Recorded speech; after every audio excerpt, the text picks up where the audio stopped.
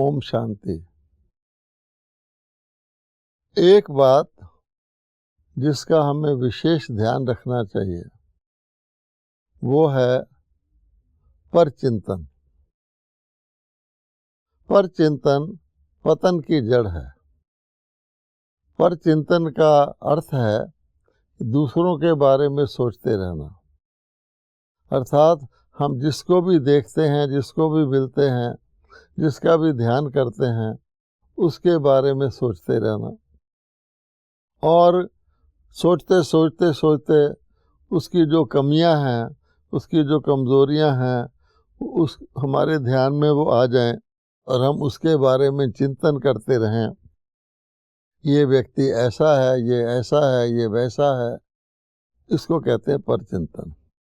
तो परचिंतन हमारे मन को कमज़ोर बनाता है, हमारे जीवन को व्यर्थ गवाता है और इससे हमें जो हमारे अंदर खुशी होनी चाहिए, हमारे अंदर उमंग उत्साह होना चाहिए, वो घटता है। घटते घटते लगभग ख़त्म जैसा हो जाता है। फिर हम कहते हैं हमारी खुशी कहाँ गई। देखा जाए तो आत्मा जो है, हम सब जो आत्मा हैं अंदर, वास्तव में मैं आत्मा ही हूँ, बाकी ये तो मेरा शरीर है। जो आत्मा है उसका एक विशेष गुण है कि आत्मा आनंद स्वरूप है। हम कहते हैं आत्मा का जब हम परिचय देते हैं, आत्मा सत्य है, चित्त है और आनंद स्वरूप है। सत्य मैंने सदा रहने वाली है, चित्त मैंने चैतन्य है, उसमें बुद्धि है, उसमें मन है, उसमें अनुभव की शक्ति है और आनंद स्वरूप है। अब कहाँ आनंद स्वरूप आत्मा और कहाँ वो खुश भी नहीं रह सकती और कहाँ वो शांति को भी ढूंढती है। आजकल शांति के लिए भी आत्माएं तरसती हैं, कहीं हमें थोड़े समय के लिए सच्ची मन की शांति मिल जाए। पर हमें इस बात का ध्यान रखें अगर कि हमें परचिंतन नहीं करना है, दूसरों के बारे में नहीं सोचना है, हमें अपने बारे में सोचना है। परचिंतन पतन की जड़ है, सो चिंतन उन्नति की सीढ़ी है। लेकिन क्योंकि हम बहुत काल से परचिंतन के अभ्यासी हो गए हैं, बाहर मुखी हो गए हैं, बाहर की तरफ देखते हैं, दूसरों को देखते हैं, इसलिए हमें अब अंतर्मुखी होना होगा, अर्थात अपने लिए सोचना होगा। तो अपने लिए सोचने का सबसे आसान तरीका है कि हम शुभ चिंतन करें, अर्थात शुभ ही सोचें। जैसे हम भक्ति करते हुए कहते हैं, जा तेरा भी भला हो, प्राणियों का भला हो, दूसरों का भला हो, सर्व का भला हो, हम बोलते आए हैं। अब उसको हम अपने जीवन में लाएं कि हमारा मन जो सोचे शुभ सोचे, तो क्या होगा, हमारा मन सुमन हो जाएगा, अर्थात फूल की तरह खिल जाएगा। शुभ सोचेंगे, शुभ सोचेंगे तो दूसरों के लिए भी शुभ चिंतन हो जाएगा।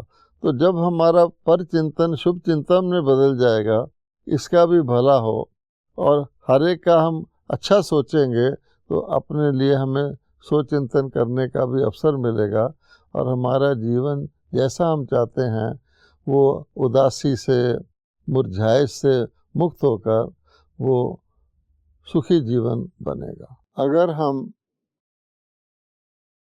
इस दुख की दुनिया में सुखमय जीवन जीना चाहते हैं तो हमें इस बात पर विचार करना होगा कि स्वर्ग और नरक में मुख्य अंतर क्या है।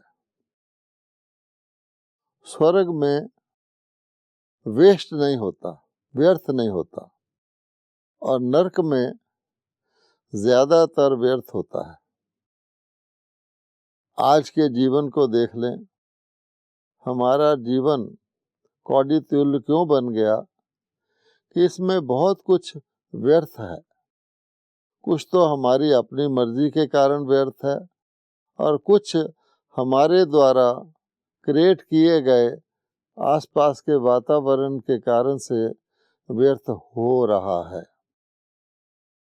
जैसे आप जानते हैं कि एक स्थान के लोग दूसरे स्थान पर जॉब करने जाते हैं और उस स्थान के लोग इस स्थान पर जॉब करने आते हैं, तो यातायात में व्यर्थ समय जाता है। अगर यहाँ के लोग यहीं जॉब कर सकें और वहाँ के वहीं कर सकें तो टाइम बच सकता है। ये मैंने एक साधारण एग्जाम्पल दिया है। तो जीवन में व्यर्थ को दूर करने के लिए हमें देखना है कि व्यर्थ कहाँ पैदा होता है। तो हम सब जानते हैं कि व्यर्थ हमारे मन में पैदा होता है, मन में संकल्प के रूप में पैदा होता है। अब व्यर्थ को रोकने के लिए हमें एक और ख़ास बात याद रखनी चाहिए कि कई बार हम सोचते हैं हम तो अच्छे संकल्प कर रहे हैं, फिर हमारा व्यर्थ क्यों जा रहा है। वो ये है कि जिस समय जो संकल्प आना चाहिए वो आए। अगर हमें अच्छा संकल्प भी आता है लेकिन समय से पहले आ जाता है या समय से बाद आता है, वो भी व्यर्थ है।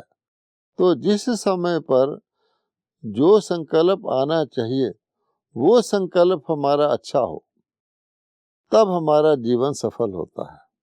और इसके लिए एक ही तरीका है कि बजाय कि हम ये सोचते रहें कि ये व्यर्थ है, ये ना आए, ये रॉन्ग टाइम पर आ गया, ये ना आए, इसको उस वक़्त आना चाहिए, सोचने से व्यर्थ संकल्प खत्म नहीं होते, बल्कि ज़्यादा सोचना व्यर्थ संकल्पों का एक कारण बनता है।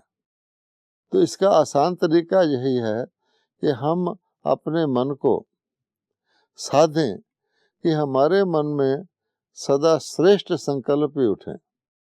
श्रेष्ठ संकल्प जो होते हैं उनकी मात्रा कम होती है, व्यर्थ संकल्पों की मात्रा ज़्यादा होती है। तो श्रेष्ठ संकल्प समर्थ संकल्प होते हैं। इसलिए अगर हम हर वक्त ये ध्यान रखें, एक तो मेरे मन में शुभ संकल्प ही आएँ, श्रेष्ठ संकल्प ही आएँ, खुशी दिलाने वाले संकल्प ही आएँ, संतोष दिलाने वाले संकल्प ही आएँ, उत्साहवर्धक संकल्प आएँ और साथ साथ वो समर्थ रहें, तो हम समझते हैं कि धीरे धीरे हमारा मन समर्थ संकल्पों को और श्रेष्ठ संकल्पों को करने लगेगा और हमारा जीवन सार्थक हो जाएगा। दुनिया में चारों तरफ चाहे दुख हो, अशांति हो, लेकिन हमें अपने समर्थ और श्रेष्ठ संकल्पों की वजह से, जैसे गर्मी के मौसम में कोई एयर कंडीशन में बैठा हो, हमें अपने जीवन में खुशी, उमंग, उत्साह, शांति, संतोष रहेगा और हम औरों को भी इस प्रकार का जीवन जीने में मदद कर सकेंगे।